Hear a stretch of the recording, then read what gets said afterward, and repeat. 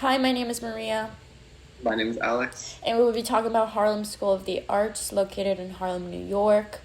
We will look into the lens of the facade of the surrounding buildings as well as the HSA and its materiality. We will focus on the street views across the school, the buildings that are located next to it, and a zoom in into the change from old to the new site. As you can see here, this is a plan section we will examine.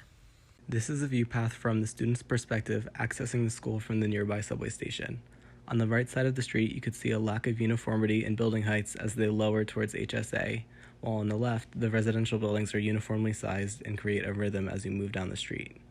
Ultra Frenzen used a British-style brick exterior as most of the surrounding buildings in 1970 because around this time Harlem was not characterized as safe and needed to be projecting safety and isolation.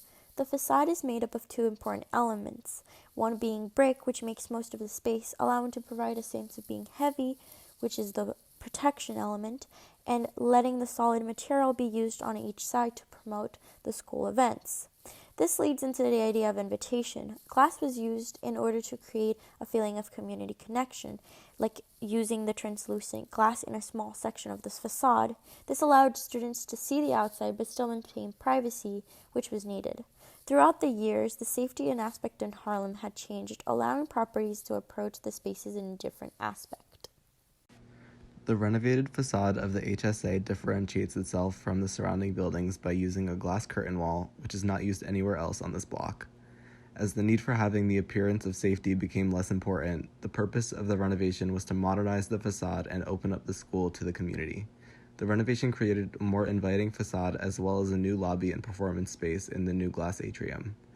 The renovation changed the building from having one of the most solid facades on the block to the most open. The building's access was rotated to face directly towards the street to make the new lobby and performance space more open to the public.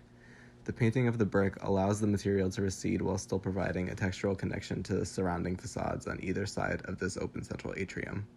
The panoramic drawing includes tax photos from the neighborhood, which is noticed to not have a drastic change, and many have stayed the same over the years, using the same materials like brick to show continuity.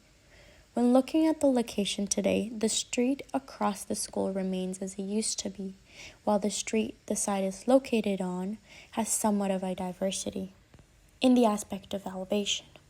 Many of these buildings also use exterior fire escapes on the facade that add another layer of texture to the side of the street. On this side of the street, buildings are all residential with commercial ground floor space at the corners of the block. The buildings are consistently 6 stories tall with elevated ground levels, and they use by majority brick facades with plaster and stone detailing.